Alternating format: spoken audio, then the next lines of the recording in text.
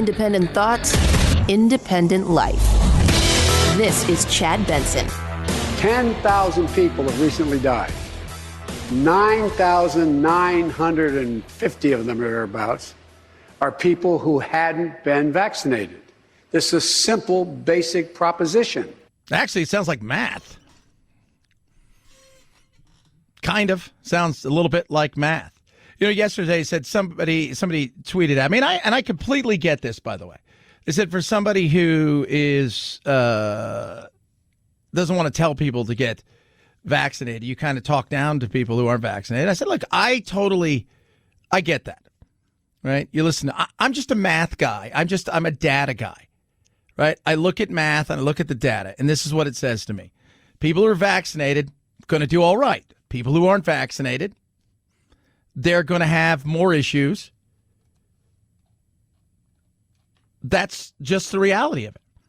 So you're saying we should get vaccinated? No, I'm saying you do what's best for you. You do what's best for you. What do you think is best for you? The Republicans are coming out right now, and they are doing everything they can to try to get people vaccinated. They're speaking to a specific group of people, their constituents. Why is that? Because if you look, the reality is mostly white evangelical people on the right who aren't getting vaccinated. There's two groups. There's people of color, and there's white evangelical Republicans who aren't getting vaccinated. And they're facing an uphill battle trying to get them to get vaccinated.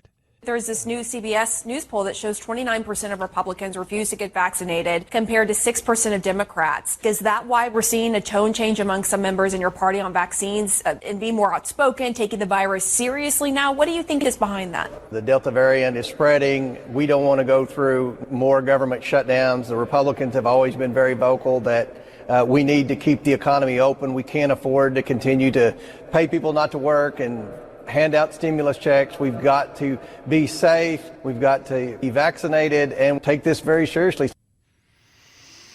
Yeah. But people, you're running into a wall for a lot of these people. They've made up their mind. Hey, they're not doing it. They're not doing it.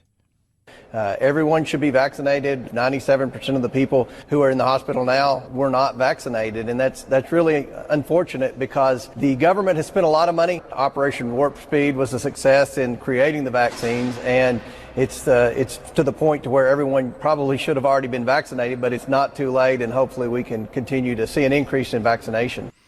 I mean, we'll see some uptick. We'll see some increase, and that's Rep. James Comer, Republican, Kentucky.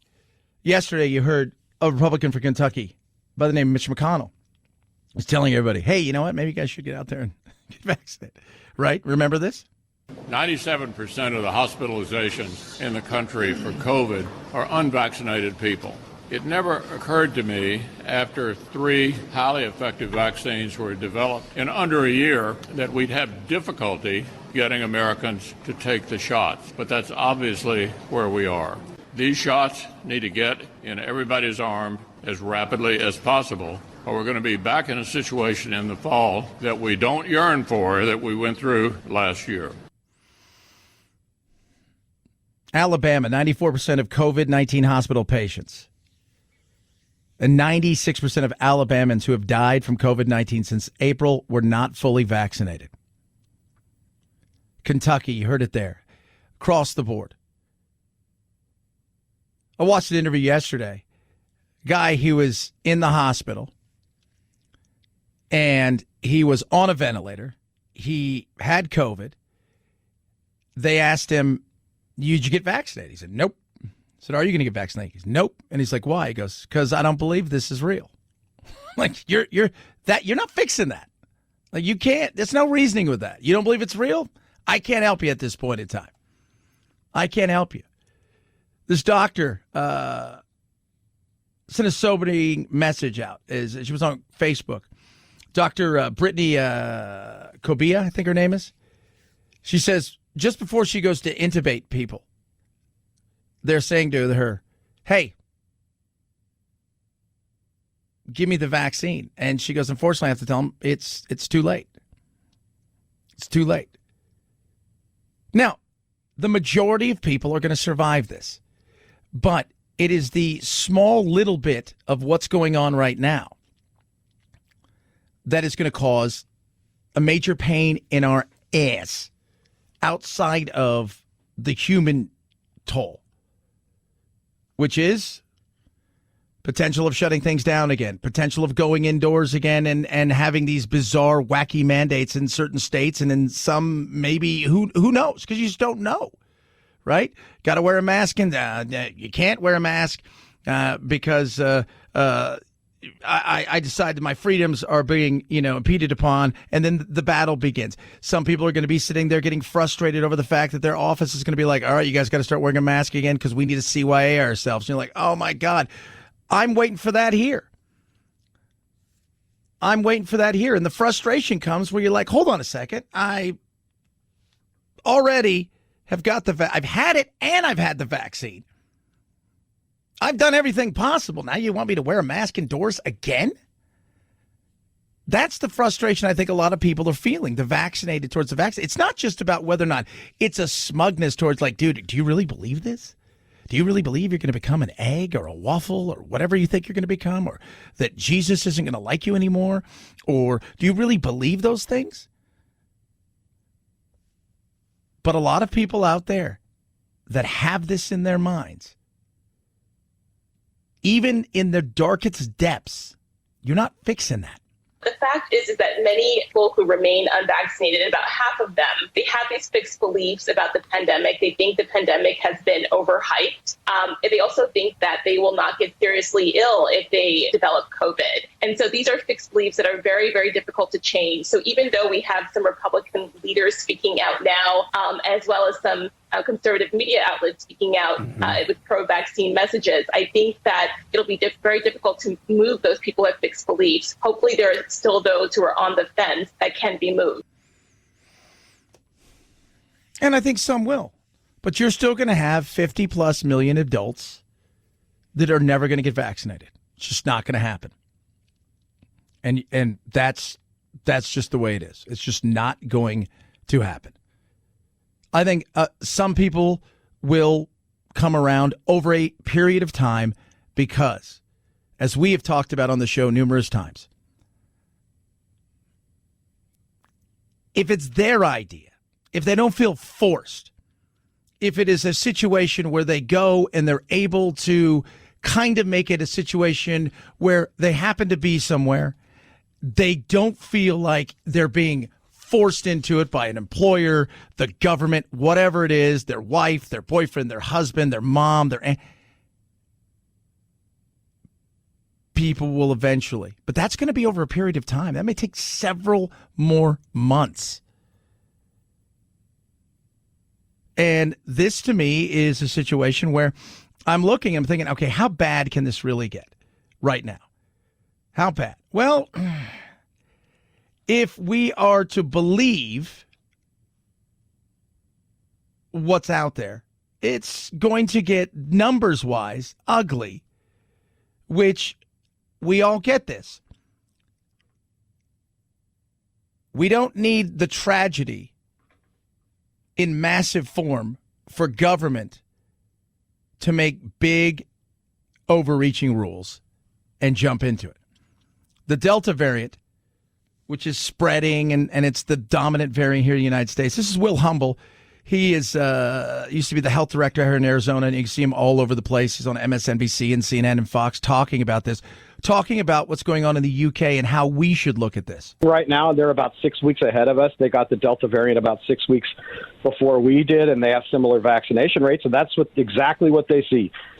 Pretty sizable increase in cases, moderate increase in hospitalizations, not much increase in deaths. And that's the good side. Because most of the people that are catching this at this moment in time are younger people who tend to be healthier, who are going to fight it off and not really have any issues with it. But remember, it's a small little thing where people look at the numbers. Oh, we have 500,000 people that have this today? Oh, geez. And then they say to themselves, well, we better close everything down and shut everything up again. And, but you got to look at the numbers of hospitalizations. You have to look at the numbers and the demographics, look at the people that are testing positive, and you have to look at the numbers of people that are dying. Because at the end of the day, that's the number that matters the most, right? You can play a baseball game. The other team could have 20 hits. They score 3 runs.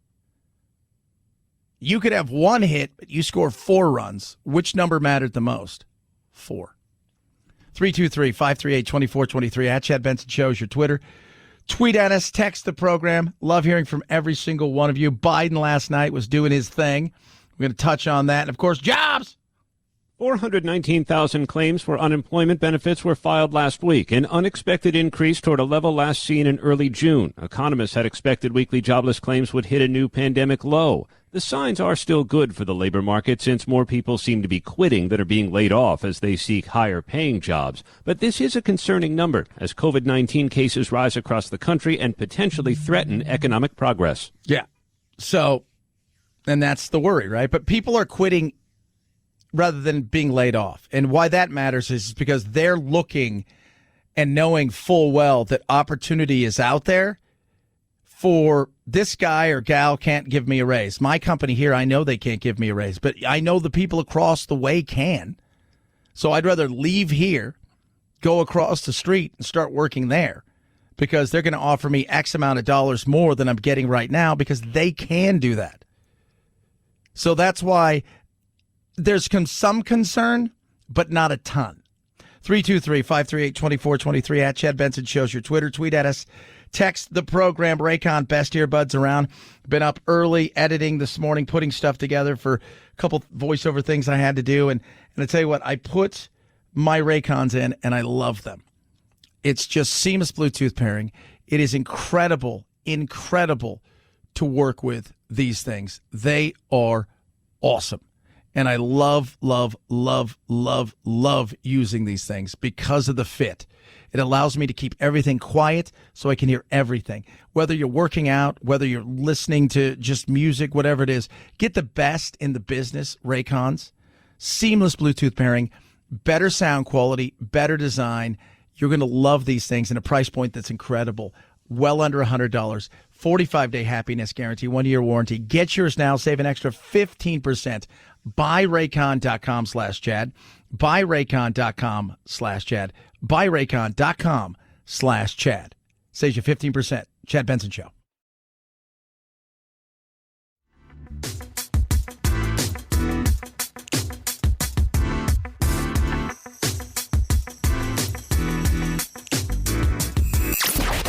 Wanna be boys? Give me a bowl of chili with plenty of peppers. One Mexican heartburn. Why don't you mugs grow up? The Chad Benson Show, where independent, a la carte thinkers have a seat at the table and a voice in the dialogue. I'll have what she's having. This is Chad Benson.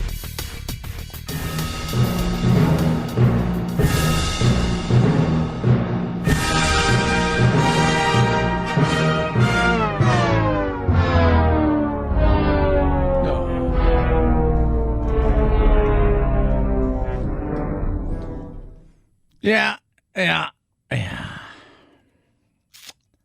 Olympics are still on, from what I understand.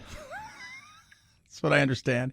Opening ceremonies are tomorrow night. Tokyo 2020 officials continue to remind athletes, media, and Olympic officials to remain vigilant and follow strict rules to stop the spread of COVID-19. With the unpopularity of these games among the Japanese people, the president of Tokyo 2020 today acknowledged the difficult times. She said tomorrow's opening ceremony will not be a festival, but a solemn occasion that will deliver a message of togetherness. Oh, that sounds super fun. Nobody in the arena? A few people, not a lot. I don't even. Again, it's tough. I mean, we've seen it here, right? We saw it everywhere when sports came back. There was limited capacity, if not nobody in the arenas. And athletes are saying over and over again, this is tough. I don't know how to handle this. It's going to be very interesting to see the way that this thing plays itself out, because for so many people, and you've seen it with athletes in particular, not having the fans there, right, has been, certain athletes said it's tough to do because they use that as motivation. It gives them a sense of something, and I don't know how this works. I mean, swimming in an arena, running in a track competition where there's nobody in a 60,000 seat stadium outside of the participants and a few officials, both, on the ground and in the stands like the Olympic IOC people, that's going to be bizarre. It is. And even watching some of the, like when it first came back and Europe started to open earlier and some of the soccer games are starting to get played, it was like a practice game. It's what it felt like. And I think that's going to affect a lot of people, but we'll see. There's been 90 cases so far. The U.S. women's softball team has won 2 games in a row, 1-0, 1-0. So the Olympics are underway tomorrow night. We'll see what happens, and we're going to talk more about the guy that was supposed to head the ceremony, and he's been dismissed for a joke that was very new, apparently. Like this joke, I'm going to tell you guys, when he said this joke, let's just say this. It was not in the 2000s. I want you guys to soak that up. It was not in the 2000s. 323-538-2423 at Chad Benson Show is your Twitter. Tweet at us, text the program. Should everybody on social media essentially be verified? It's an interesting question. We're going to touch on that, as well as language, kids. Language. Controlling it. Ugh. Some people want to, and it's scary. Chad Benson Show.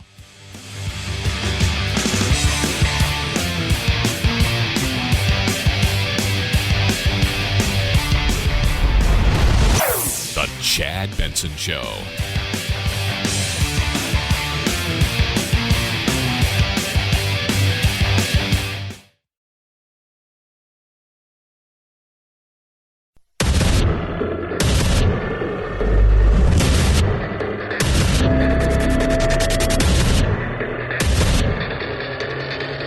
Independent thoughts, independent life.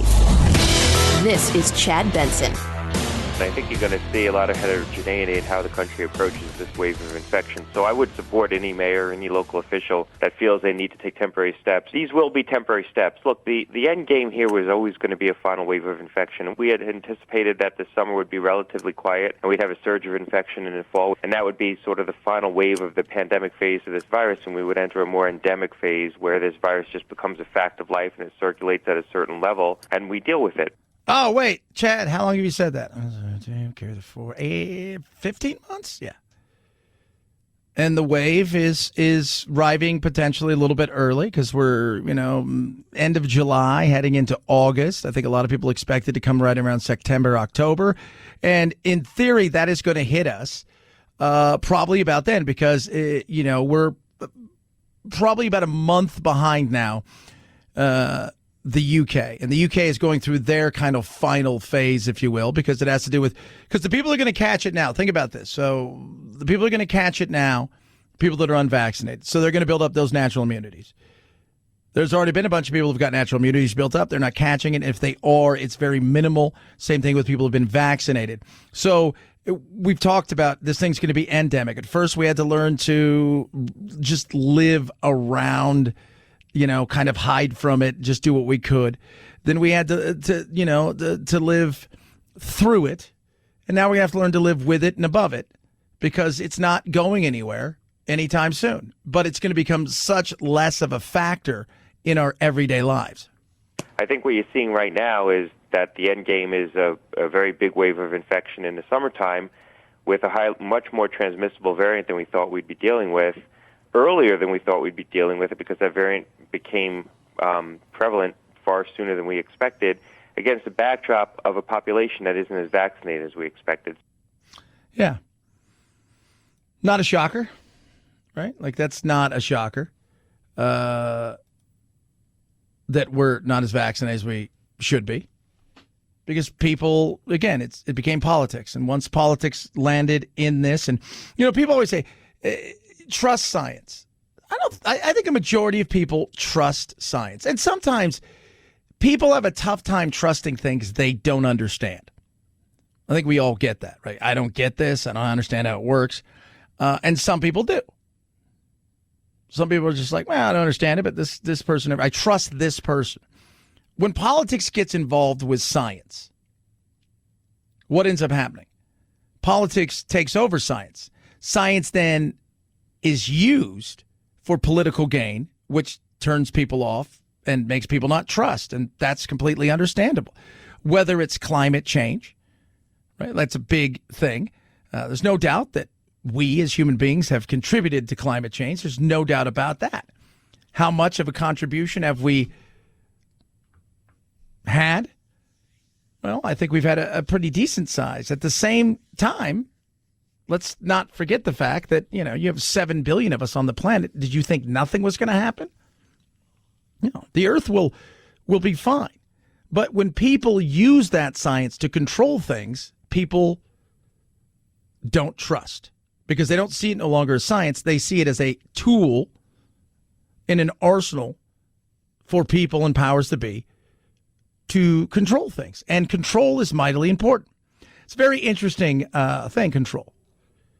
One of the first ways you start to try to control people is language. And language has been used, especially over the last, if you go back since the dawn of time, language, how people communicate,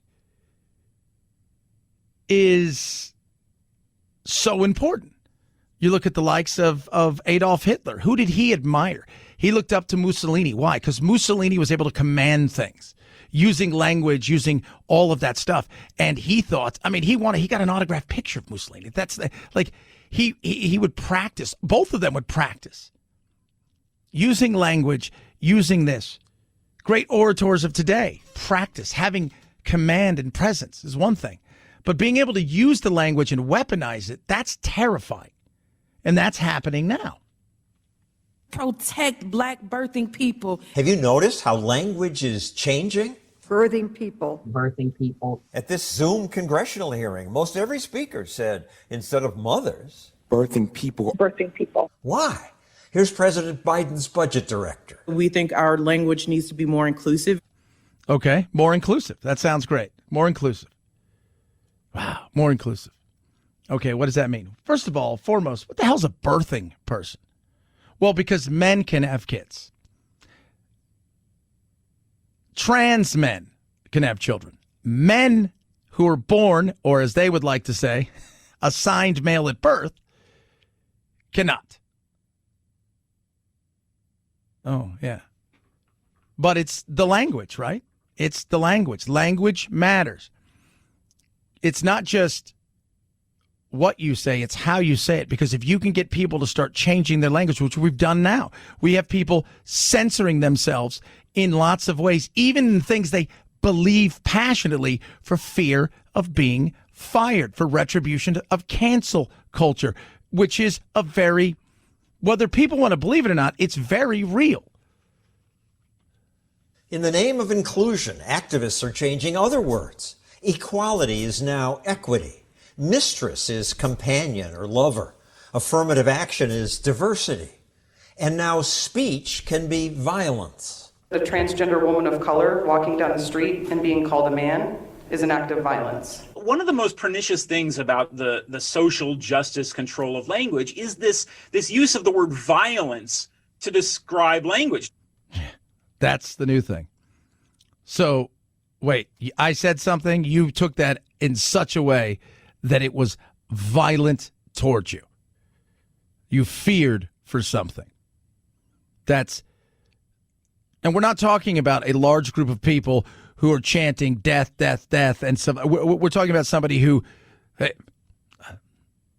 I didn't like what you said. I took that as in such a way that you attacked Me. What? Tim Sandifer of the Goldwater Institute. But the only way that we have as human beings to deal with one another is through language, through discussion, debate, deliberation. And if we say that that's a form of violence, then the only way left for us to relate to one another is through power. That's the scary part. Through power. Because that's a lot of what it is. Power.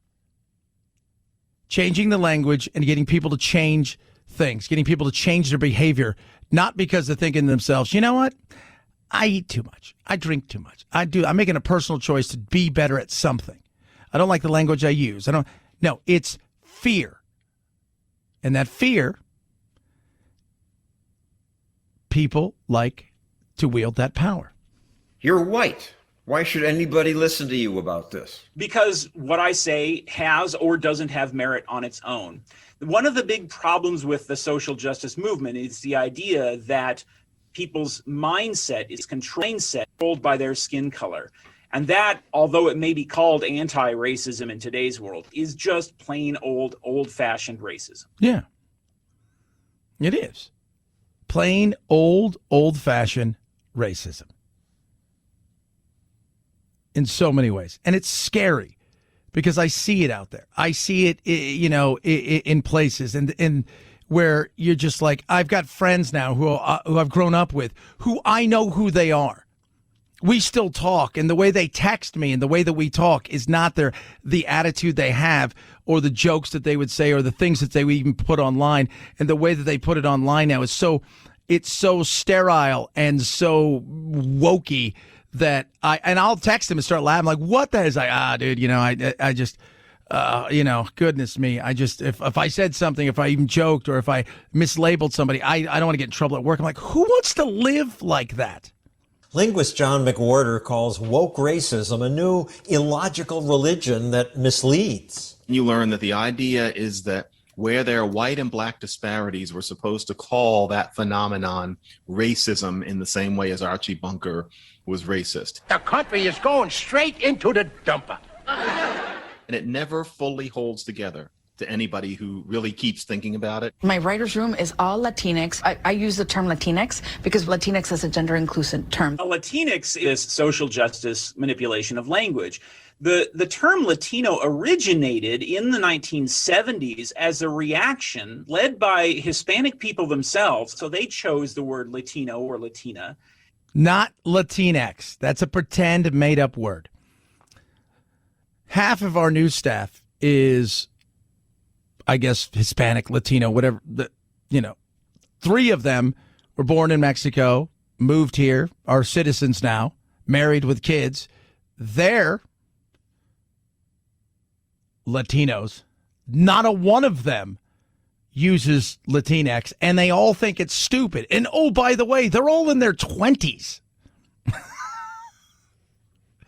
They're like, this is made up. This is dumb. Yeah, because it's about control. At the end of the day, it's about control. Can I bend your will? Not out of reasoning with you. And look, this is politics today too, right? Which is what? I'm going to tell everybody the other side is evil and bad, and that if you put me in power, I can fend off their evil and badness. But I need that control to do it. It's hard to keep up with what's okay and what's newly forbidden. For 10 years, a law professor's exam on employment discrimination included the N-word printed this way. But this year, a group of black students decided that they had been injured by seeing that on paper. One of them claimed that they had heart palpitations. I had to seek counsel immediately after the exam to calm myself. The reason they're doing it is not because they're bad people. They're doing it because claiming that kind of victimhood gives them a sense of belonging, a sense of togetherness. The students demanded the professor be punished, and he was. He's been suspended from teaching, all in the name of social justice. Yeah, all in the name of social justice. Everything's in the name of something. And if you go back and you look at Orwell, and you start to realize that so much of that was about the language, the controlling of the language. And who is to fault for this? And now here's a largely white, largely middle-class movement of social justice activists coming along and telling other people, no, you can't make distinctions in gender that way. What do you mean it's largely white? I think the social justice movement in general is a largely white, upper middle class, college educated movement. You hardly find anybody who is actually in the Hispanic community who prefers the term Latinx. Yes. Largely white. Like everything, it's the hero complex. And you have, in many cases, not the people that live everyday lives, but people who are part of the, when you look at so many of these activist groups, they're uber college educated, many cases been, live a very, if they would call it a privileged life. And the movements as they get together are a fight about things that the average person, black, white, Asian, Hispanic, Latino, they don't get or care about because they have other things going on. But in the back of their mind, there's always a worry that, did I say something 8 years ago that's going to get me in trouble? Did I say something 12 years ago that's going to get me in trouble? Was there a throw-off line somewhere that I said or tweeted or liked that may come back to haunt me? That's not a good place to be. 323-538-2423. At Chad Benson Show is your Twitter. Tweet at us. Text the program. You control language. You control so many things. Eventually, you'll get people to think the way you think or else. Rough Greens, think the way I think or else, is amazing. Give it to my dogs every single day. Sprinkle on top of the dog's food. It's got vitamins, minerals, vegetables. It's got probiotics, digestive enzymes, omega-3, 6, 9, all these incredible things. It's a supplement. A little teaspoon goes right on top of your dog's food. They eat it up. They love it. It's like putting, like a seasoning on it. But it brings their food to life, which is incredible. And what it's done for my dogs, especially my older dog Doodle, is it's given him new life. It's given him life that is so much better. First of all, he had bad arthritic hips. His joints hurt. He had fatty tumors. He now is mobile and loving life. His coat is so much better. He was getting a little raggedy there. So I was looking at him and going, man, you're a little beat up right there. It's just so smooth. He looks a new dog. That's what it'll do for your dogs. Right now, before you even think about buying it, Rough Greens wants you to try it. Go to ruffgreens.com/Chad. That's ruffgreens.com/Chad. When you do, they're going to send you a bag for free. All they ask is you cover shipping. It's pretty simple. Or you can call 833-MY-DOG-77, 833-MY-DOG-77. Rough Greens makes any pet food better. Chad Benson Show.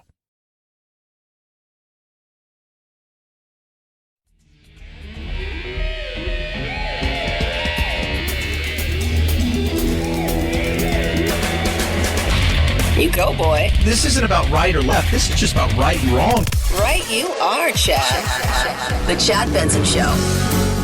So we were just talking off the air. So the Champlain Towers that collapsed in Florida, a judge has already said this is just the beginning. So it's 12 stories. You guys might remember. It wasn't too long ago. Thing collapsed, killing at least 97 people. There's going to be a ton of lawsuits coming, but a minimum of $150 million in compensation initially.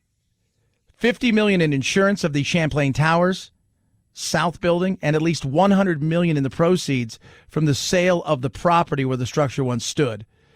This according to Miami-Dade Circuit Judge Michael Hansman. He said at a hearing. So far, 97 victims have been identified, and of course, they're having to use DNA samples. But there's plenty out there. There's going to be more lawsuits, class action lawsuits, individual lawsuits, plus lawsuits from the people that weren't, quote-unquote, affected in the physical way. They weren't injured, killed, but they lived in the other parts of the building where they no longer have a home. And they were in. So this will go on, I'm sure, for years, and the settlements will be large. 323-538-2423 at Chad Benson Show's your Twitter.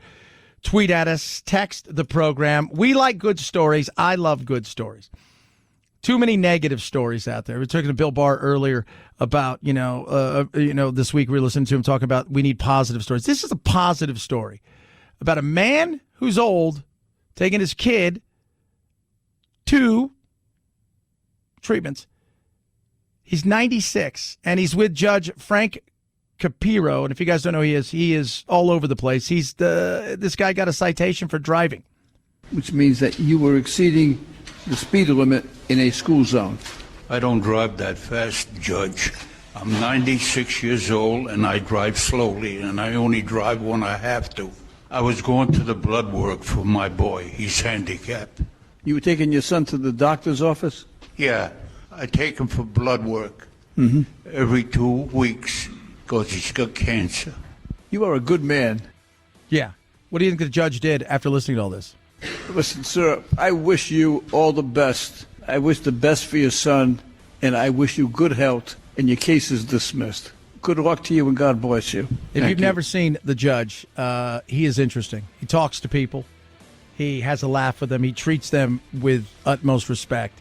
And we do need good stuff. We don't have enough good stuff. It's plenty of it out there, but we as people, we don't search it out. Chad Benson Show. This is the Chad Benson Show.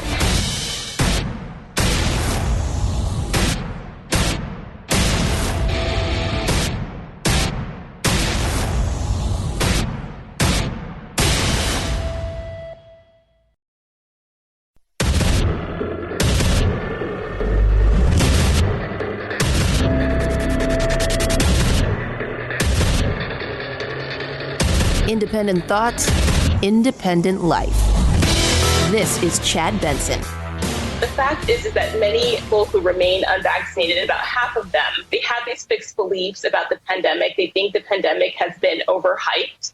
They also think that they will not get seriously ill if they develop COVID. And so these are fixed beliefs that are very, very difficult to change. So even though we have some Republican leaders speaking out now, as well as some conservative media outlets speaking out with pro-vaccine messages, I think that it'll be very difficult to move those people who have fixed beliefs. Hopefully there are still those who are on the fence that can be moved.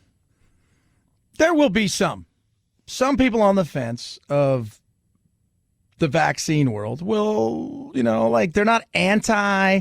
So the way I've always described it is there's atheists and there's agnostics. By and large, most agnostics believe that, there's got to be something, but I'm not quite sure what it is. And I don't really what it is. I'm not ruling anything out. And eventually, some of those people will come over and go, okay, cool. You know what? I think I'm going to get a vaccine. Then you've got the atheist. They're never coming over. You might get one once in a great while, but outside of that, they're not going anywhere. They're not moving. They're not budging. And the more you tell them, the more they dig in. The more that you tell them they need to do something, the more that they're going to say no. And it's frustrating. It is. Republicans are speaking out. They want people to get vaccinated. If you are vaccinated, fully vaccinated, the chance of you getting seriously ill or dying from COVID is effectively zero.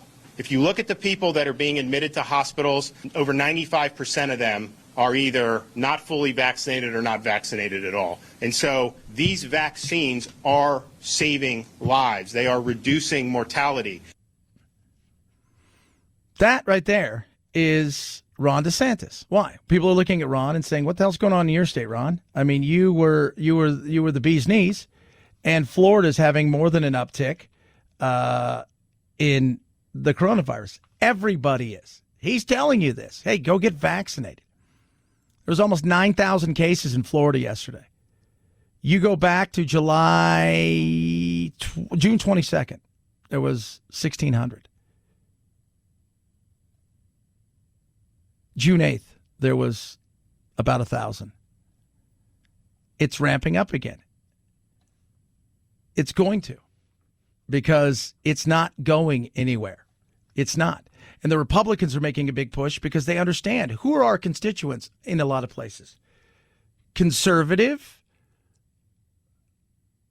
white evangelicals who, in a lot of cases, not all cases, because I don't want that one person writing me going, I'm a white evangelical and I took it, who think that it's the mark of the beast or whatever they think it's going to be.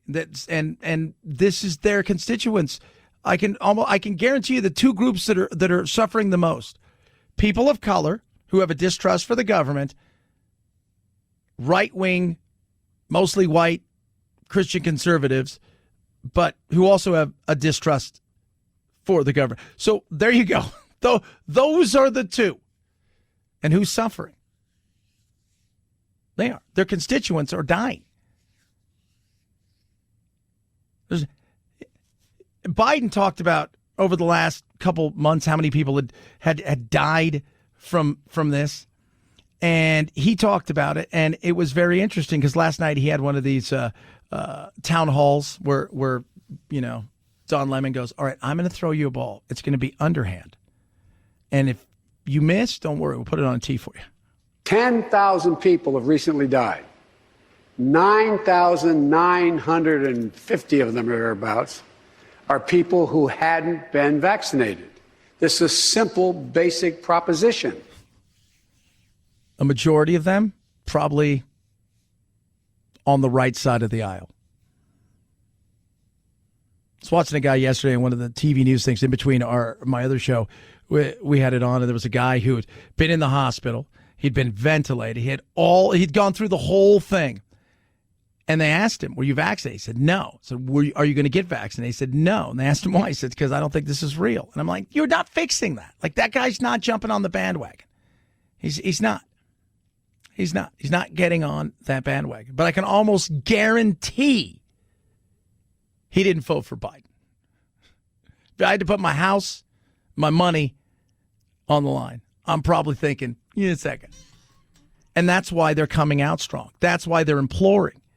That's why they're trying to do all they possibly can to get people to get on board. And they're doing everything from saying, look, you don't want to die, to we don't want to go shut down again, do we? There's this new CBS News poll that shows 29% of Republicans refuse to get vaccinated compared to 6% of Democrats. Is that why we're seeing a tone change among some members in your party on vaccines and being more outspoken, taking the virus seriously now? What do you think is behind that? The Delta variant is spreading. We don't want to go through more government shutdowns. The Republicans have always been very vocal that we need to keep the economy open. We can't afford to continue to pay people not to work and hand out stimulus checks. We've got to be safe. We've got to be vaccinated and take this very seriously. And people aren't. And part of that, too, is the fact that inherently we push back. People don't like to be told what to do. And that's what I think a lot of people feel like they're being told what to do. You better do this or else. You better do this or else. Being told what to do. People, no, I'm not going to be told what to do. I'm not going to be told what to do. No, I'm not doing that. And because you're telling me, and you're the government, I don't trust you. And I think this stuff's not real. I think it's made up and all of this stuff. And I've read this, and this, and they've taken the one piece out of a 5,000 word article, the 12 words that they feel, the 15 words, the 25 words, the paragraph and a half that they think fits their narrative, and they're going to run with it. I've always said I don't care if you get vaccinated. I don't. Now, if you don't want to get vaccinated because you think you're going to turn into a plant or something like that, and yes, we had an Arizona politician who said that. Somebody's like, so do you know any of these people? It's like, I can get their names. I'm like, I'm just curious. Do you water them? Like, how's that work? Who's that? Well, dude, you guys remember my wife? Yeah, she got the vaccine, and it's her right there. That's your wife? That's a fern. We're happy. That's insane. It is.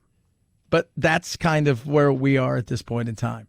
And because of that, life expectancy in the U.S. plunged last year in the largest one-year drop since World War II. Reported deaths from COVID-19 and drug overdoses fueled the decline by 1.5 years, bringing the life expectancy at birth down to 77.3 years from the 78.8 mark in 2019. Yep. It's not going anywhere. This is endemic, not pandemic. So we're going to be in this situation for the next, I don't know how long. But it's not going anywhere. And over the next several weeks, we're going to have to, and I don't think we're going to have a massive amount of people dying the way that we saw last year. I think we'll see some people hospitalized. A lot of the kids, people that are getting this are in their, their 20s and they're in their 30s. They're still young. They're fit. They're not going to be as sick as the older people and the people who had comorbidities, the people that were much, much older. Those people, by and large, have all been vaccinated, but it doesn't mean that this still isn't going to be a pain in the ass, because it's going to be. And I continue to say this. It doesn't take a lot for government to come back in and overstep. 323-538-2423 at Chad Benson Show is your Twitter. Tweet at us, text the program. Love hearing from every single one of you. I do. The Olympics getting ready to rock and roll. Mostly kinda, yeah. There is questions about a lot of things, one of which is, do you get a protest, right? You won't hear the cheering of fans during these games, but what you will hear is the chanting of protesters in the streets around the Capitol. People demanding that the games, already delayed by 1 year, be delayed again or canceled altogether.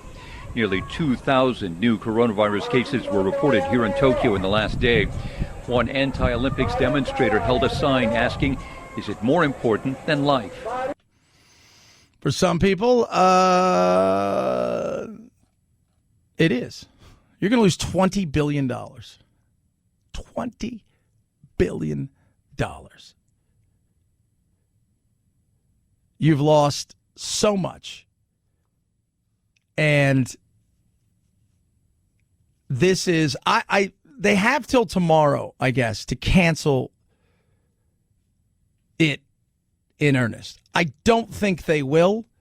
Remember, Japan is very much a nation of honor and face. Saving face is an important thing. I think stopping it in the midst of it, unless it gets out of control, they're trying to control everything they possibly can. But as we always say here, nature will mess you up, and nature is not going to be controlled like that.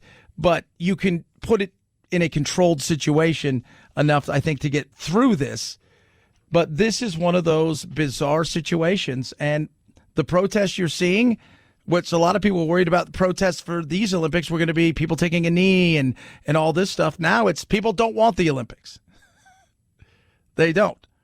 And Japan, by the way, has a very poor vaccination record. Very, very poor vaccination record. Plus, they've got controversy before this thing even ever kicked off that has nothing to do with the actual games itself, outside of the fact of the opening ceremonies and who was supposed to be the person who put it all together, director of it. We're going to talk about that in a little bit. 323-538-2423 at Chad Benson Show is your Twitter. Raycon, best earbuds around. Love my Raycons. They're just amazing. And I love the fact that the fit's incredible. But I say that because I do work out hard. I run around. I do a lot of stuff. And having my Raycons with me is incredible. Having my opportunity to go from working out to editing something, rarely feeling like I have anything in my ears, is awesome. Seamless Bluetooth pairing, better sound design and quality, more control, great colors to choose from, the best earbuds around. There's no stems, there's no wires, and the charging case is so valuable because knowing that I can charge my case up and then carry it with me, do whatever I have to do, and having that available to just throw them in there without having to worry about plugging it in and getting up to 4 charges with it. It's awesome. Get your Raycons now. Save big. An extra 15%. By the way, they start well under $80. I mean, they're in the 60s. That's just to tell you how inexpensive they are. 45-day happiness guarantee. BuyRaycon.com/Chad. Saves you an extra 15%. BuyRaycon.com/Chad. BuyRaycon.com/Chad. Chad Benson Show.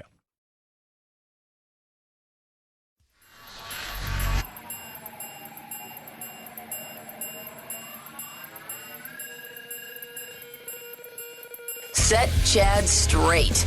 Text the show, 323-538-2423. That's 323-538-CHAD. Someone has to do it.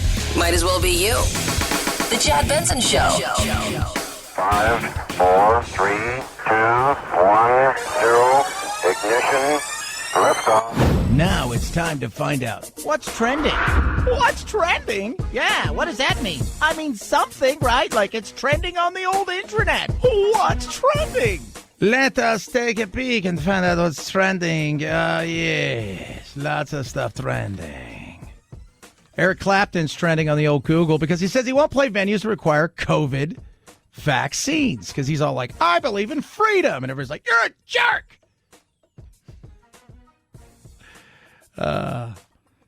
In May, Clapton said he experienced a severe reaction to the AstraZeneca vaccine and that he was afraid that he would never play again. He also said he was inspired by another musician turned anti-vaccine activist, Van Morrison. So people are going after him, talking about what a horrible person he is.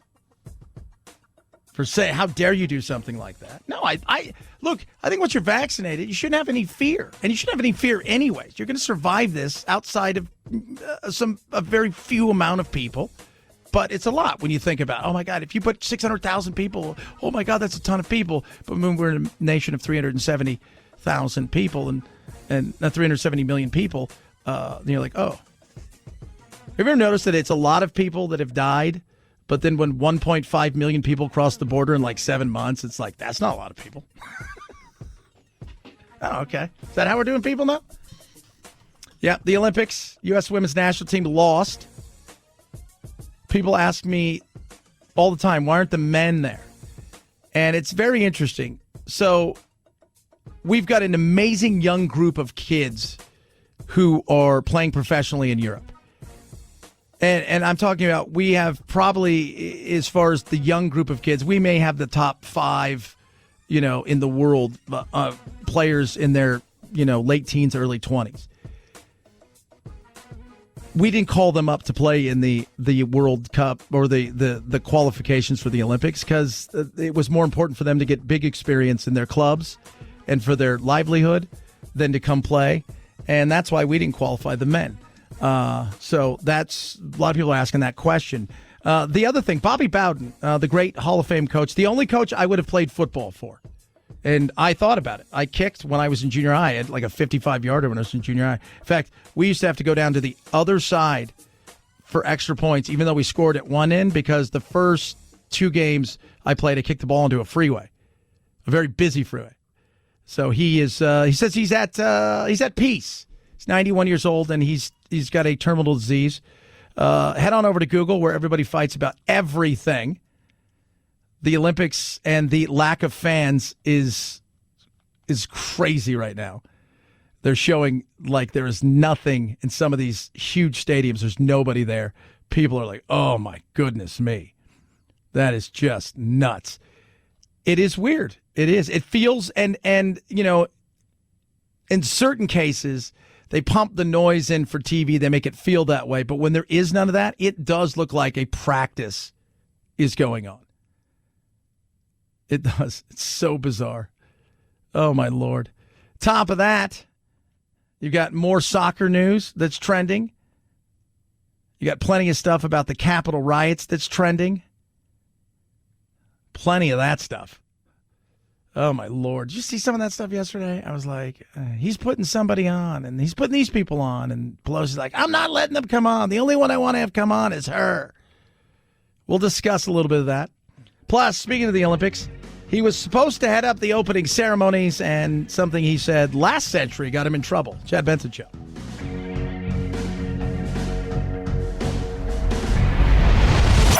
The Chad Benson Show.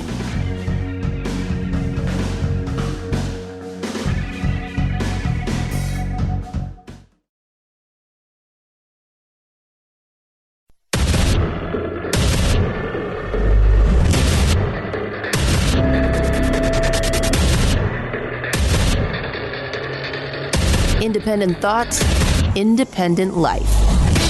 This is Chad Benson. I want to talk to you about DACA. I got two questions on immigration, quick questions I want to ask you about, because just last week there was a federal judge who ruled the program unlawful, blocked it from accepting new applications. What do you say to dreamers who are really worried about their futures here in the United States? I'm not letting this go. You know, we talk about dreamers sort of generically. You're 5 years old. You're 9 years old. Your mom or your dad says, I'm going to take you across the Rio Grande. What are you supposed to say? Not me. That's against the law. What could a kid say? What could they do? They come here with really no choice. And they're here and they're good people. Let's settle down. It's very angry. Angry Joe there. What are they going to say? Settle down. Majority of them are good, great people. Absolutely. 100%. They came here, and when he talks about the 2-year-old, the 5-year-old, the 7-year-old, Griselda, who Zatino, she's one of our reporters, she just became an American citizen. She just became an American citizen. She tells a story of when her family and then came over here. She was really young. Her and her sister, her mother and her father, the long journey it took to get to the border, how they crossed the border, hiding in things like trying to cross over in an area where they had to go into like tubes underneath the ground, and there were rats and everything. I mean, it's an awful story. She is a benefit to our country. She's a benefit to our place where she works. She's a benefit to me. She's great people. Yeah, those people are good people. We don't want to lose them. But we do have a law in place. And the reason it's become the situation it's become immigration is because the problem itself is so profitable to eliminate the problem. And you're never going to stop it. Even if they came together and came up with this amazing bipartisan thing where everybody's on board and goes, wow, that's great. That's everybody on board here. People from other places are leaving their place for desperation, fear, a better life for their kids, a future of something that doesn't include starvation, death, despair, crime. You're never going to eliminate it. We can give people a pathway here that's easier. And by the way, our pathway, while tough, is still an opportunity that most, look how many people we welcome in comparatively to everywhere else. Look at that. Look at how we do bring people here legally.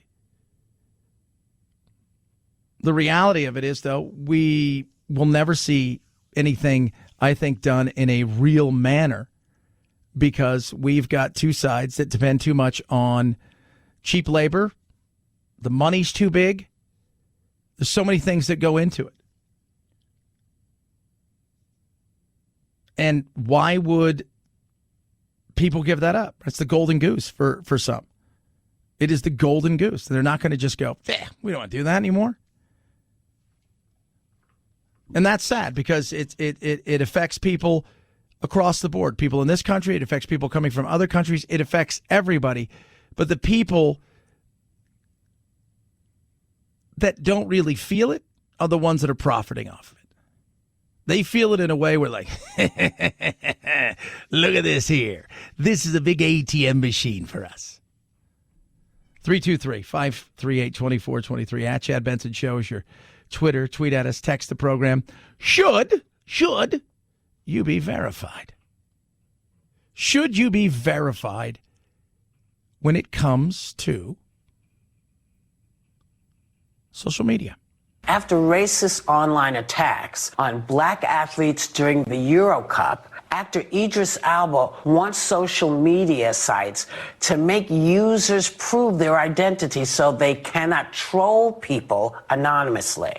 Now, do you think this would work, Sonny? I really do. I am subjected daily to racist attacks on social media. It's always from someone who has a cat icon, a flag icon, a frog icon, and they are just Twitter thugs, social media thugs hiding in their mama's basements. Yeah. Yeah. And you know, I was involved in a while with social media in a much bigger way. I don't enjoy it. I don't. I mean, it's the fights, the constant bombardment of I'm not a negative cat. I've never been a negative cat. I've never been that way. When I was a kid, I went through all the hell that I went through as a child, and I always had it like, hey, if somebody's got it worse than me, and I'm just going to get on with my life. And I've never been that way. And that's one of the reasons I don't go on there. I get crap. I mean, I get all kinds of insanity. I couldn't even imagine what she gets. Because the anger in this country at people that have a different viewpoint as well in some cases, not many, and not as much as I think some people like that, a different skin color and viewpoint is massive. The thought of, hey, this will be fun. We can reconnect with our family and friends, and I can see people I haven't seen in years, has now become a place where trolls live who, and sometimes the trolls are funny. It's good-natured.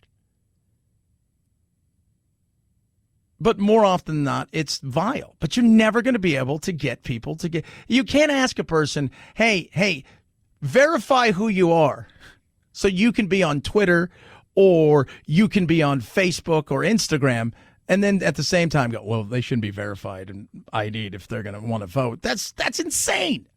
The things that they say to me, and I'm sure to many others on this panel, they would never say in person because they don't have the courage to do it. These are cowards. And, people are always talking about ID necessary for all sorts of things. Then ID certainly should be necessary, a verified ID before you start a social media account. Because the reason people are trolling like this is because there are little to no consequences because of their anonymity. And I love that Idris Elba put this out there. But there's no chance, Sonny Austin, of this happening. There's none. So who are you going to ID me? How are you going to, what do you need from me? Are you going to do that? And some dating sites I know have tried it, where you can, if you want to, verify who you are. But how are you going to be able to do this? Are you going to do it globally, or are you going to do it in places like America? That's the other side of things. These things have no boundaries. And a lot of what we're talking about is parts unknown that are on the web. Megan, how do you feel about social media requiring ID? It's a free country. You can say whatever you want. We have freedom of speech, but you can't say whatever you want without consequences. And I think if you are going to send racist notes to View hosts, to anyone in the world, if you're going to harass women, if you're going to tell them you want them raped and killed, I think your employer should know about it. So I'm all for it. I've never understood why all of social media can be anonymous. Definitely in the past year since the pandemic, it's become a noticeably more darker, uglier place, even in the cesspool of what social media has always been. Yeah. I mean, I was talking to my uncle the other night about this. I said, because his whole thing is like when it comes to the political correct world of cancel culture, which is, well, look, we can all agree it's stupid. I don't know too many people who agree that, hey, if you said something 12, 15, 18, 22 years ago, we're going to get to that in a second, that you should lose your livelihood and be, because, as producer Phil and I were just talking off the air, is because nobody can change. But in saying all of that, consequences. Right. So as I told my uncle the other night, he's like, well, it's like if you misgender somebody, even if it's an accident, you could get fined. I said, no, you can't. I said, and you can't have those. I said, you can have those thoughts and you can even say them, but there will be repercussions.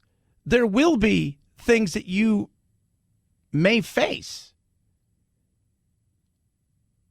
You can be racist all you want, but you may lose your job.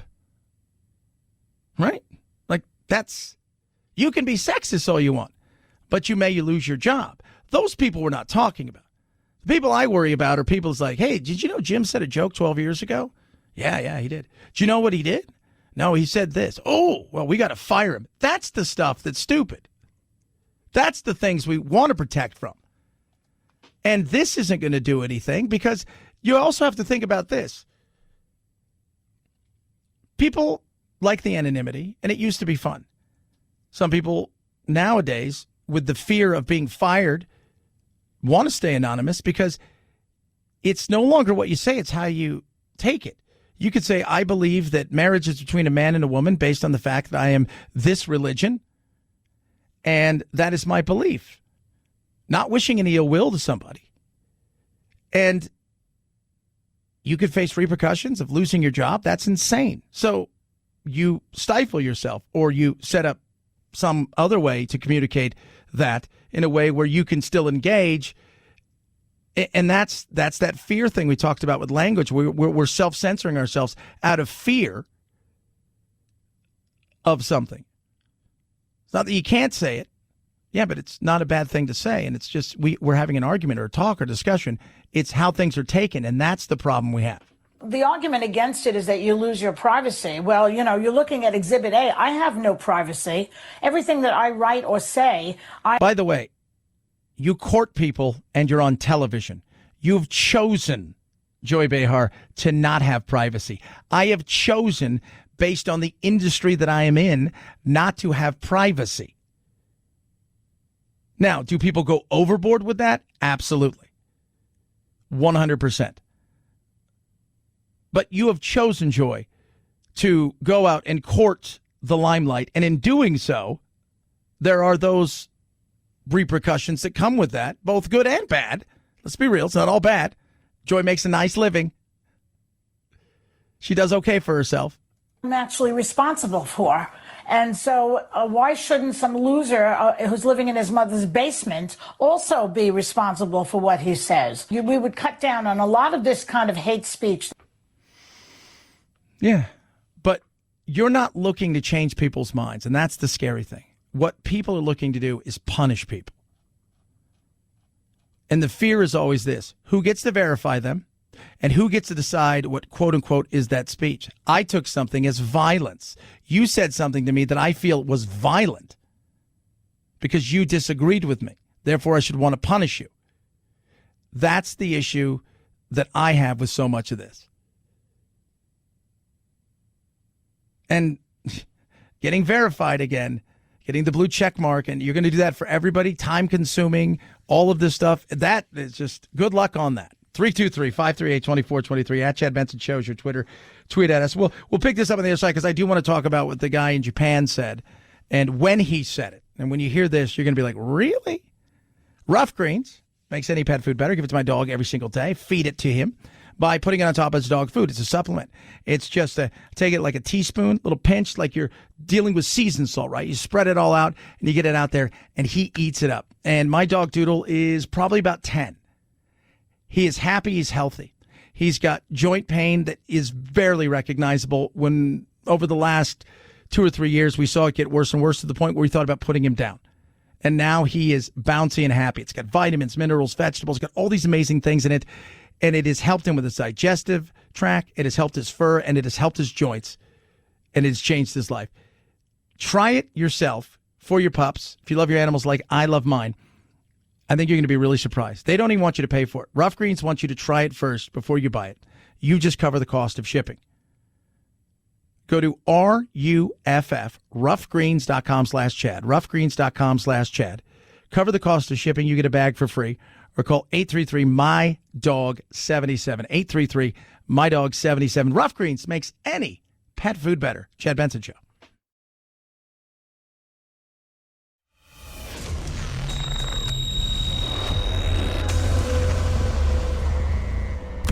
Deep states? No. Deep doo-doo? Yeah. The Chad Benson Show. Producer Phil asked a question earlier. You know, in certain cases, and they're changing some of these sexual assault, but in most cases of crime, there's kind of this like, hey, you know what? It's past its sell-by date, right? You can't come back and say, 23 years ago, that guy stole, $1,000 from me. Should it be that way when it comes to, I don't know, saying something, joking about something? Tomorrow night, the Olympics open up. This guy was supposed to be the dude who was heading up the opening ceremony. He's one of the big wigs for the Tokyo Olympics. The director of the opening ceremony has been fired. This relates to a joke he made about the Holocaust in 1998. This gives you a real window into just how sensitive people in this country are to this event, to these Olympics. And this was a joke that was posted on Twitter. The creative director, also a comedian, he made light of the Holocaust. The organizing committee put out a statement saying Kobayashi Kentaro was dismissed from his post after a joke he made in the past about a painful historical event. Now, you know that that's something you shouldn't do. We get that. He is like an old style comedian. Very old style. This, like, when you look at him and they show some of the stuff that he used to do, and you look at him now, like, this guy, you're like, who is this guy? This is an old cat. Like, this guy, when did he do this? I mean, did he do this last week? And then he went on to apologize himself. All of it's very sudden, by the way. I mean, the opening ceremony is in 24 hours. And he says himself, entertainment should not make people feel uncomfortable. I understand that my stupid choice of words at that time was wrong, and I regret it. It's worth noting he's the second creative director for the opening ceremony to lose his job. And there have been a number of kind of high-profile firings in the lead up to these Olympics. So I'm sitting there and thinking to myself, okay, so this has got to be like the worst joke ever. So earlier this week, a composer quit the team. Apparently, he bullied a classmate a long time ago with disabilities. In March, the creative chief, Hiroshi Sasaki, quit after suggesting that the plus-size comedian Naomi Watanabe could appear as an Olympic. Okay, so I'm like looking at this. Chad, you shouldn't laugh at that. Again, 23 years ago, he did this. It was a sketch comedy thing. And I'm like, well, this has got to be horrific. In which he turned to somebody playing with paper dolls and said, the ones from that time you said, let's play the Holocaust.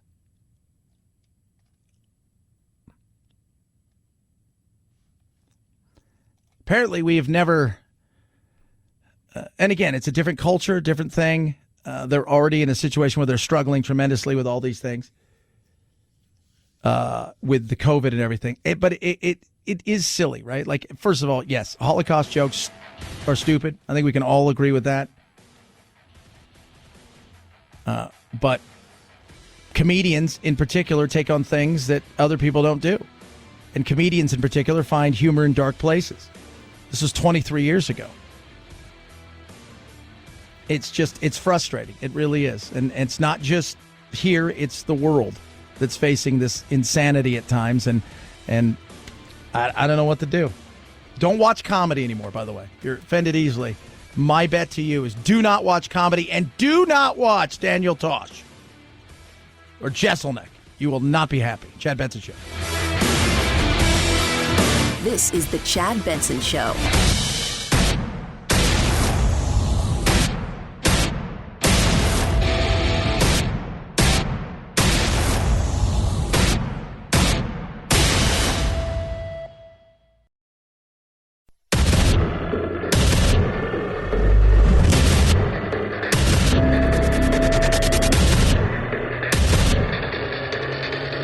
Independent thoughts, independent life. This is Chad Benson. I have compromised lungs. For me, it was a very calculated decision that I thought was right for me, smart for me.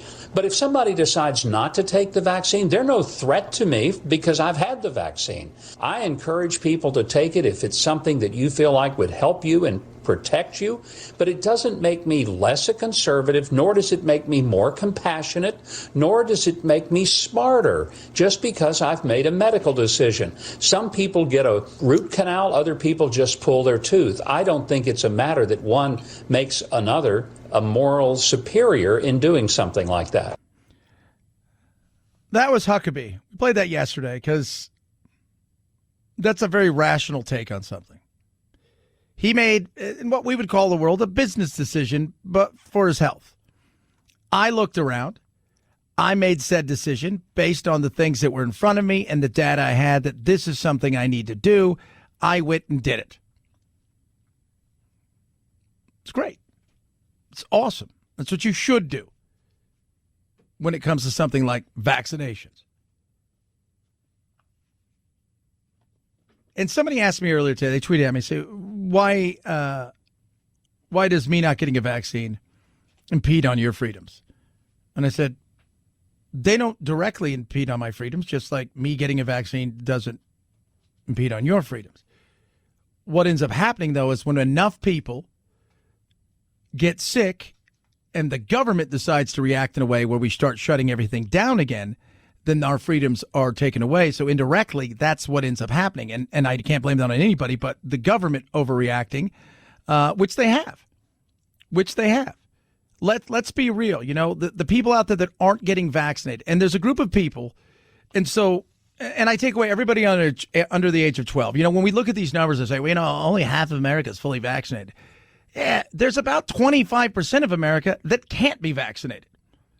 So when you move that number and you go, okay, so this group of people, the people that are of age who can receive a shot, we're probably closer to 60%. Okay. It's fair. It's a fair question to ask from there is, why haven't the other 40% of people not gotten vaccinated? Some it's hesitancy because they're worried. I'd like to see it become an actual vaccine, not on emergency temporary basis. I'd like to see it become something where it gets the full status. Okay.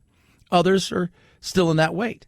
But you'll have a group of people that could be anywhere between 20 and 50 million people that are never going to get the vaccine.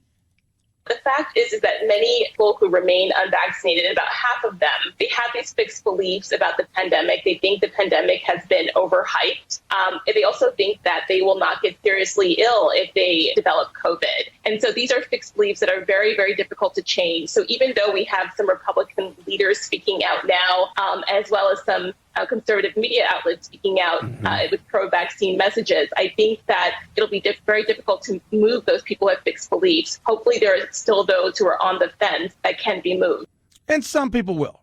Some people will make the move because they're not anti-vaccination or anti-science or anti-anything. They're just more cautious about putting something in their body. Totally understandable. It is. But we're going to be in a situation for the coming months and years where this thing is endemic. You know, first we were trying to figure out, what do we do? What do we do? How do we live around this thing? And then we live through this thing. Now we have to learn how to live above it. Meaning it's not going anywhere, but how do we get on top of it in a way where we make the effects of it negligible? And that's kind of what we're trying to do.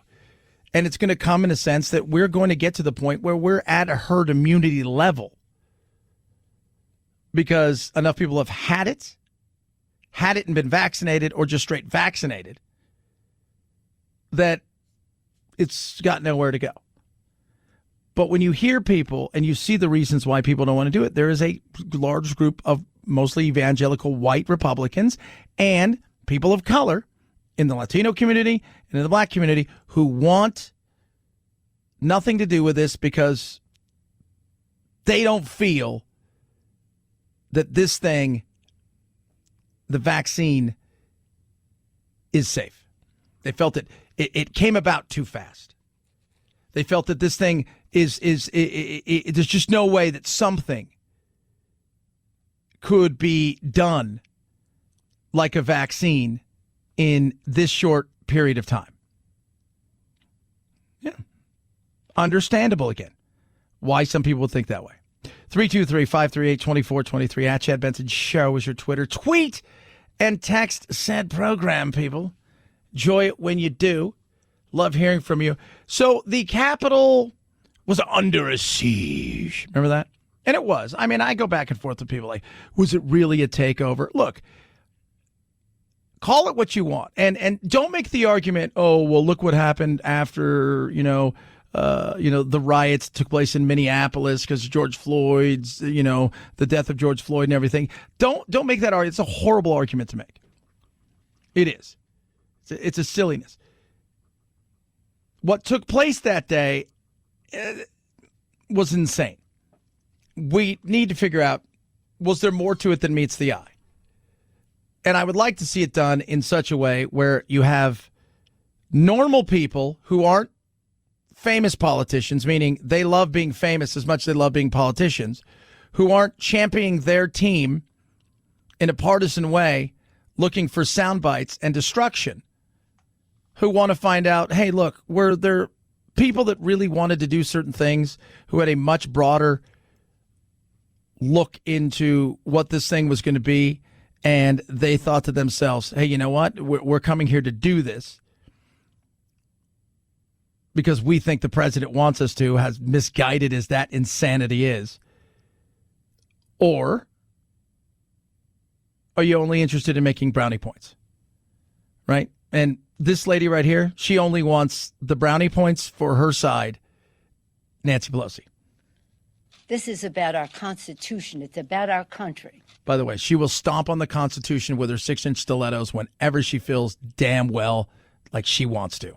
It's about assault on the Capitol that is being mischaracterized for some reason at the expense of finding the truth for the American people. No, you're not. You're interested in the truth that you want. That's what you're interested in. You're interested in that. You because you see an opportunity to come and hammer the other side. You're not interested in finding out, look, what really happened.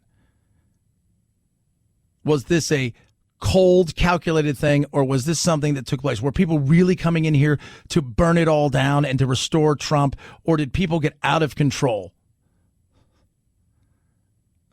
Were there groups inside of this situation that really thought they were doing something and wanted to do stuff and meant to do harm? Or did out of the 500 that wandered in there, were 480 of them just following another group of idiots, taking film, thinking they were part of something? I mean, those are all fair questions to ask, but you can't, because now we come at everything between the lens of red and blue. Pelosi saying the unprecedented decision was necessary, rejecting Representatives Jim Banks of Indiana and Jim Jordan of Ohio, 2 out of the 5 representatives McCarthy picked. Pelosi pointing to their past actions and statements. Both voted to overturn the results of the election. Again, they're playing politics too. Who does she like? Who has she picked? She picked Cheney. She likes Cheney, right? Why? Because at this moment in time, Cheney serves a purpose. At this point in time, Cheney serves the purpose. By the way, Jim Jordan and her and others, they probably all get along fine by and large. But in the public eye, it's kind of like watching wrestling. It's what Eric Swalwell said. Listen, brother, I'm here to crush you right now. And then afterwards, like, oh, I always go back to, was it Rocky III when he fought, was it Hot Lips? Was that his name? Hot Lips? Whatever his name was? No, Hot Lips is Houlihan. Somebody, whatever it was. Hulk Hogan. And they get into the fight and they do the thing, and then afterwards they're like talking, hey, man, can my kids get a picture with you kind of thing? It's so much of it is for the front of the camera. Because anything that we would learn from this, the real stuff comes from behind the scenes. But she likes Cheney right now because Cheney's outspoken. Cheney voted for impeachment. Cheney serves a purpose. But once Cheney decides in the future to vote against a nominee that she doesn't like, she'll flip. Right now she serves a purpose, and they'll continue to use that. But the Republicans should have people on there. Absolutely. And they should all want to get to the bottom of what took place. And I think what you're going to find is there was a loose base group of people who wanted to do some stuff and thought they had some sort of sign through QAnon and the president and some of his lackeys to do something, and everybody else just got caught up in a moment. 323-538-2423 at Chad Benson Show is your Twitter. Tweet at us, text the program. Again, the Olympics. I just love playing my little Olympics thing here. It's just fun. Let's listen to it.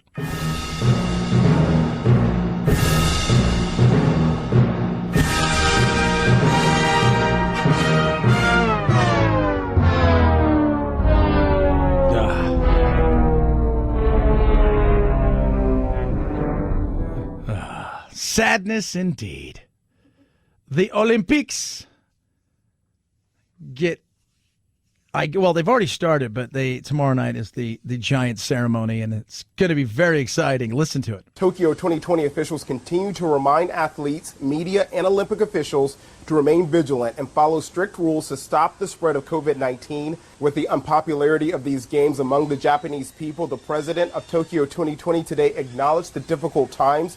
She said tomorrow's opening ceremony will not be a festival, but a solemn occasion that will deliver a message of togetherness. Sounds fun. Sounds like a super exciting night. Can't wait to not watch. I feel at this point, really, you've worked your whole life for this, though. Like your whole life. This is it. And if you're Simone Biles, you're a superstar already, right? You're making money hand over. You're printing money. If you're a rower, and this is it, this is it. You didn't get any better than this, right? This gets no better than tomorrow and your event. Next week, after your event's over, you're back home, right? Talking to your family, maybe do an interview or two at the local stations, and then back to work you go as an accountant. Chad. MyPillow. It's great towels. We could probably get the rowers the towels. They probably like that. When you get out of there, you're hot, you're sweaty, maybe you're falling in because your rowing thing tipped over, your little skull. Oh, no. You got your MyPillow towels right there. Super absorbent, not lotiony feel. Cotton grown right here in America. Patented technology, super cool technology that makes it super absorbent. You get a 6-day money-back guarantee. Normally, these towels are $110. You get them for $39.99. Oh, baby, that's a selling. $39.99. 6-day money-back guarantee. You get 2 big towels. You get the two like hand towels, and you get the washcloths. They're incredible. Tons of colors to choose from. Get yours now. Go to MyPillow.com, MyPillow.com. Use the promo code Benson. That's MyPillow.com, promo code Benson. Check out all of the deep discounts across everything they have there, including the mattress toppers, the MyPillow, and everything else. MyPillow.com. Use the promo code Benson. Chad Benson Show.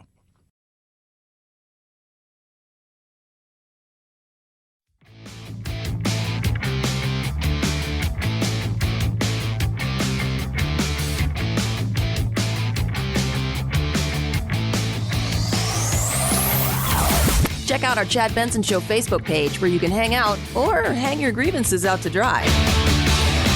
This is Chad Benson. Good friend of the show, Abraham, just sent me a message in the old Facebook. Says, Chad, Thunder Lips was Hulk Hogan's name. I said Hot Lips, and that would be Margaret Houlihan from The MASH. We were talking earlier about how all of these people that are in politics, there are some that don't like each other. They have a genuine disgust for other people, and some of them who believe their own crap, right? Some of them who truly believe it. But by and large, most of them get along, and they fight. But the minute the cameras go off, the minute nobody's around, it's essentially they're acting, and who are they acting for? They're not acting for you, and they're acting for me. They're acting for them, for their crazy constituents who would take to the town square, which has become social media, to attack them. But thanks for sending me that. I don't even know what to do with this. Feels like I saw that, but I didn't want to send it to you. But I have to read it. An Ottawa man was caught down in Ottawa in a stall where there was a mini horse, and his pants were down. He's telling him, it's not what it looks like. It's not what it looks like. Well, this is embarrassing. So here's a question for all of you out there. Would you rather have that on your record, but a spotless, he's super inclusive. He's a great guy. Nobody can come after you. All the social justice warriors think you're cool. Or would you rather be like, did you guys hear? Steve made a joke about whatever. Oh, no way. Yeah, he made a joke about trans people 9 years ago. Which would you rather have, Phil? Because you know what you're thinking, like, dude, I'd rather be in trouble for a trans joke than that. This is what it says. The cops are like, whatever it looked like, it wasn't good because you broke and entered. And his attorney said, look, he wasn't there to do anything to the... Yes, he did have some stuff, a rope and oils and whatnot, but he was just there to pleasure himself. So that's what you do. Trust me. Oh, God. That is just, well, this is embarrassing. Where do you go from there? You're going to be out at Chipotle. It's like, aren't you the guy? You are. You're the guy. You're the mini horse guy. No, it was you guys got it all wrong. You didn't hear wrong. No, I think we heard it right. 323-538-2423 at Chad Benson Show. Your Twitter. Chad Benson Show.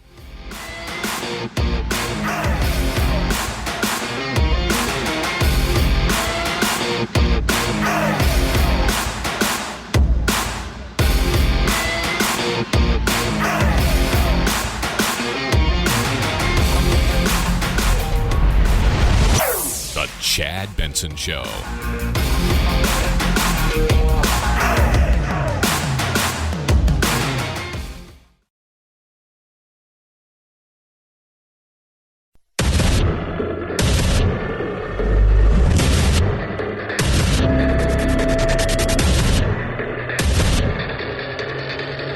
Independent thoughts, independent life.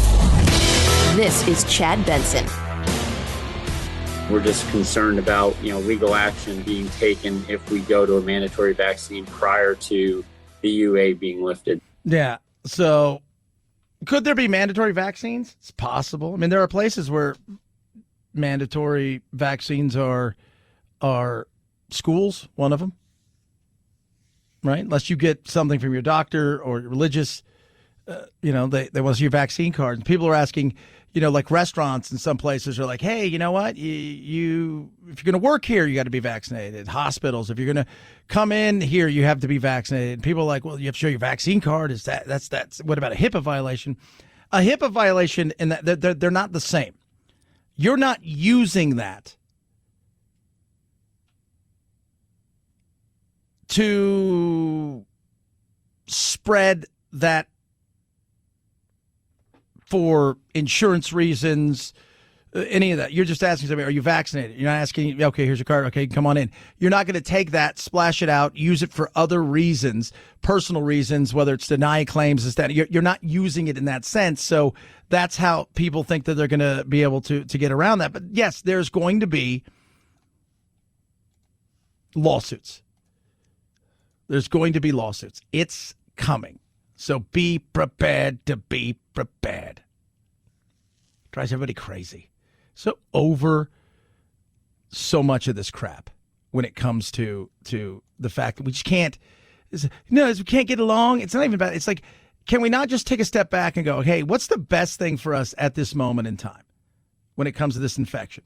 What's the best thing that we can do that is going to minimize the effect on people, both on the health side of it and the financial side? What's coming?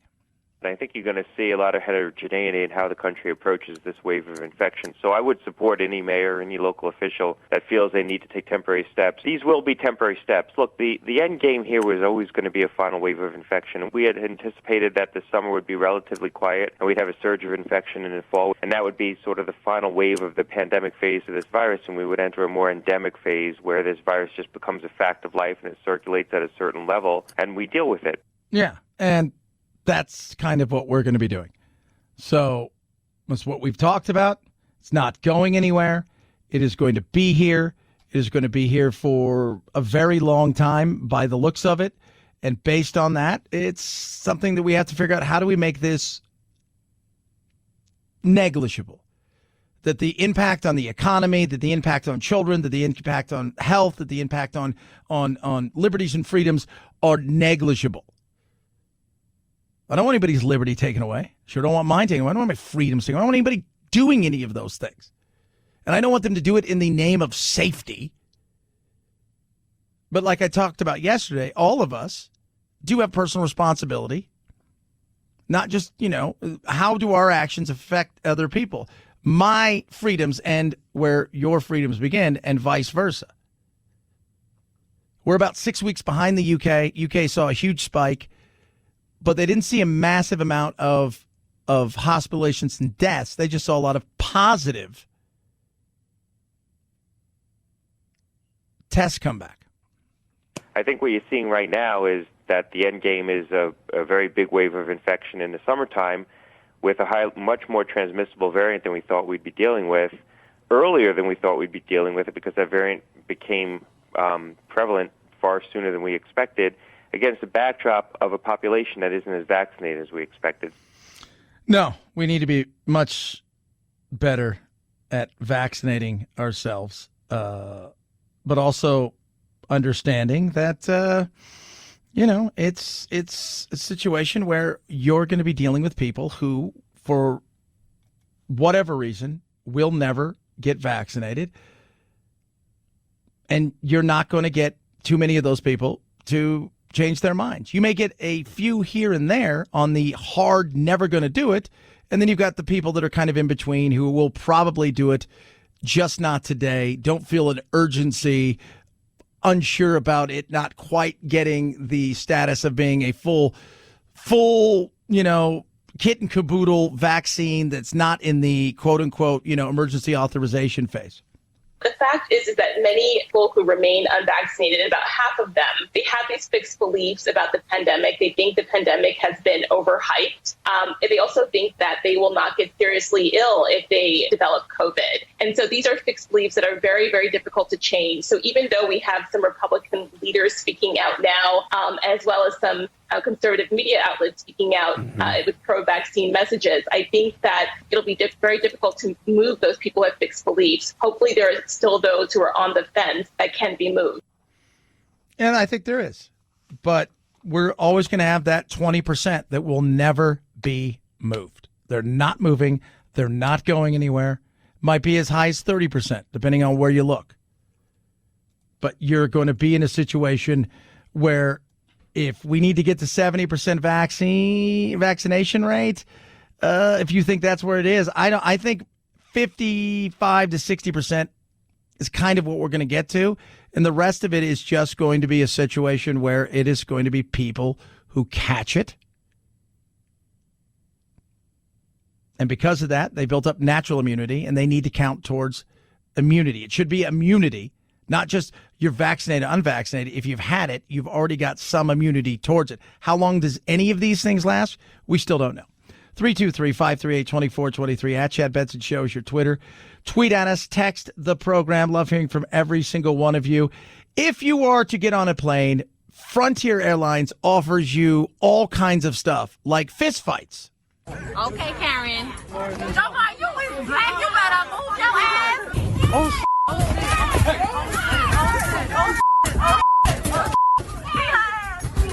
Sharon, don't get in the middle of that. Don't just call the cops. Don't get in the middle of that, Sharon. I'm trying to break it up. Get the cops. That's it. Go back to the front of the aircraft and get the police. That's it. Come on. Oh. What the hell? Get off the plane. Get out of here. I got kids back here, man. What the hell is wrong with you guys? Frontier Airways. That's it. They don't have any slogan. Come fly with us. See fights and racism all in one area. Just, it is crazy. I was looking at the amount that they want to charge people for fines is just growing. It's like, what can we do to, but it shows you, like, when you start to lose it, like when you just start going sideways in a situation, you're like, it doesn't matter, right? Like, it's just, nobody's calming you down. Nobody's calming you down. And those people were just going at it. They were throwing down. And this was, they were calling each other names. And, of course, race broke out into it. And so-and-so's calling such and such, you're a Karen. And then, it's crazy. It's just totally nuts. I'm glad I'm not flying a lot. I haven't flown since this thing has started. I don't see myself flying anytime soon because I don't want to deal with the mask thing. I don't. And part of it is I just, I got a beard. I'm not a fan of it. I hate stuff touching my face. And I just don't feel like I just want to deal with the damn thing. And the other side of it is I don't want to deal with people who can't behave. They act a fool. Like that's what they do. They act a fool. They're just the first chance they get to do something asinine and stupid. They're almost like they're walking around waiting for somebody to say something, waiting for somebody to do something, waiting for somebody to give them a look, so they can just and then they do, and then away it goes, and you're at that point. It's like, what are you? I don't even know what we're doing. Like, how did we get to this point? We got to it because we've allowed politics to invade every aspect of our life. That includes a pandemic. If you think about that, if I had told you 2 years ago, hey, guys, guess what's coming? A pandemic. Is it going to be deadly? It's going to be very easy to catch. And for people who are susceptible to certain things, yes, it will kill a fair amount of people worldwide. In fact, it's going to be a nightmare across the board, and it's going to affect our country and the world in a crazy way. Oh, my goodness. So how do we rally against it? Oh, we don't. We just fight each other. You're like, what? Yeah, that's it. We decide to turn it into a nightmare for each other by screaming and yelling at each other and blaming each other for all kinds of stuff. Are you serious? Oh, I'm serious. No, you're not, Chad. Yeah. 323-538-2423 at Chad Benson Show's your Twitter.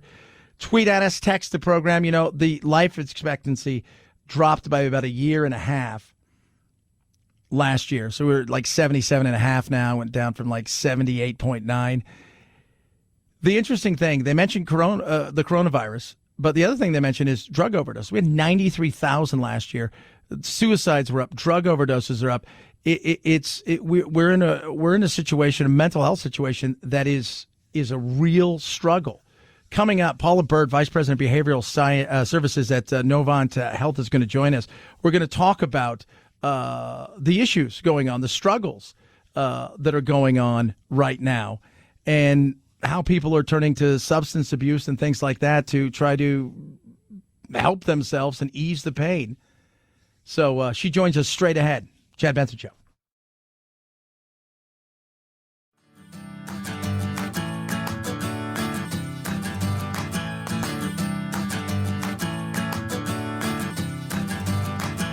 Running with scissors sounds great compared to this. Say what?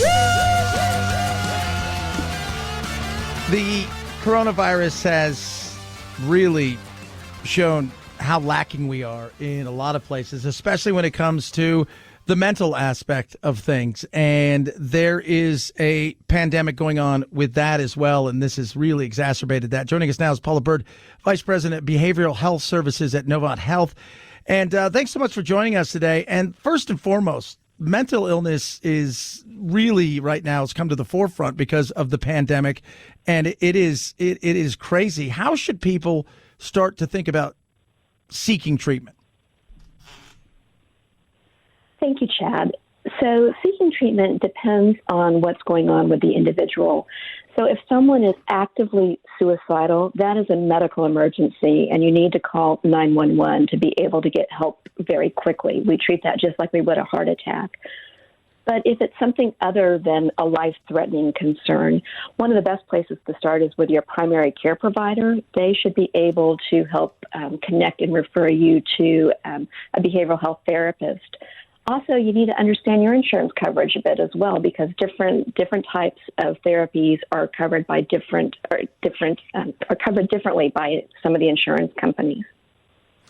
So, parents and kids. That's a big one. And this has been, I mean, we know now through the research over the last 18 months that what took place, the lockdowns, the separation of kids from their friends, the virtual world they live in, that there's a lot of issues with kids. What should parents be looking for when it comes to kids and helping them? So changes in behavior are one of the biggest things to look for, especially with kids that are 12 and older, looking for children that may be self-isolating. They are not nearly as active as they were in the past. Things that used to bring them pleasure no longer do. They are pulling away from their peer groups. They may not be eating very much, or they may be eating too much. For kids that are anxious, it could be that they're hypervigilant or not wanting to go outside and interact with anyone. So any of those changes warrant a discussion with their pediatrician.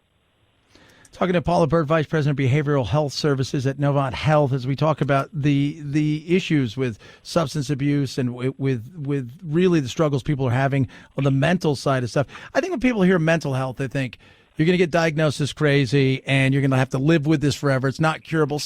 A lot of these things are, I don't want to say they're seasonal, but you're going through a moment in time rather than something that is a forever situation that many people, think that I'm going to get this stigma. You're absolutely right, Chad. I mean, right now, nationally, 19 to 20% of us have a psychiatric or substance use disorder. So 1 in 5 people are currently living with a mental health condition. And some of those are indeed situational, and they may resolve over time. Others may be more chronic and long-term. We think about anxiety and depression, and those are types of illnesses that can benefit very well from therapy as well as medication. People do improve. Recovery is possible.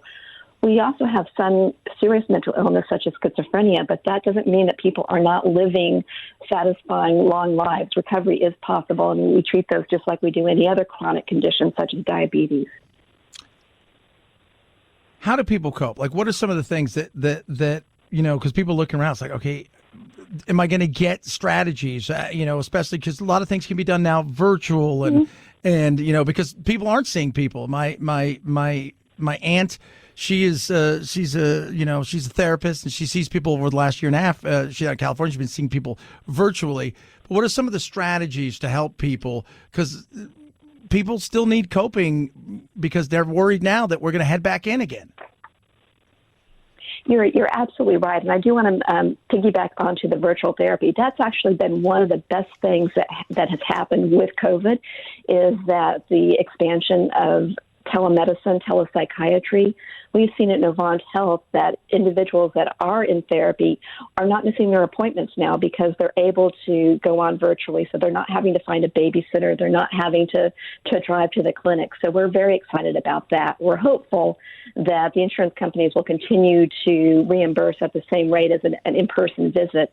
But going back to your question about how people can cope, it's a lot of the good old common sense that people share often. It's getting enough sleep. Exercise is incredibly beneficial, especially cardiovascular exercise for combating depressive symptoms, eating well, all of those things, being out in nature, and mindfulness apps. Also talking about virtual visits. There's a lot of apps out there that can help individuals cope that are often free of charge. And it's finding one that suits your needs. Talking to Paula Bird, Vice President of Behavioral Health Services at Novant Health. People want to reach you, find out more on how they can check in and stuff and get some of these coping, plans and stuff. How do they get a hold of you? So North Carolina, nchealthcare.org is a great place to start. And also North Carolina Department of Health and Human Services, their website is ncdhhs.gov. Both are great places to get additional resources. And one other for kids is really also pulling up the Division of Public Health for adolescents. They've got great resources on that website as well. Thank you so much. Paula Bird, Vice President of Behavioral Health Services in Novant Health. Appreciate you coming on today. Thank you so much. Telling you guys, it's and I saw it with my son. He put on some weight. And California was a little different. Like, couldn't do a lot of things that normally couldn't do. He stopped playing sports altogether. I mean, just overnight, it was gone. And so there was issues there. Now he's happier and he's back to it. He's now obsessed with hockey, which is really exciting. My bank account's very excited for that. It's good to see, but man, I tell you, especially for the kids, I don't think people realized what was going on. I think a lot of times we were talking over kids' heads. We were, trying to shield them from some stuff. And I think this is going to be some stuff we're going to feel for a while. You guys have a blessed rest of your day. We will do it again tomorrow. Oh, there it is. I see you Friday. Night, Jack. This is the Chad Benson Show.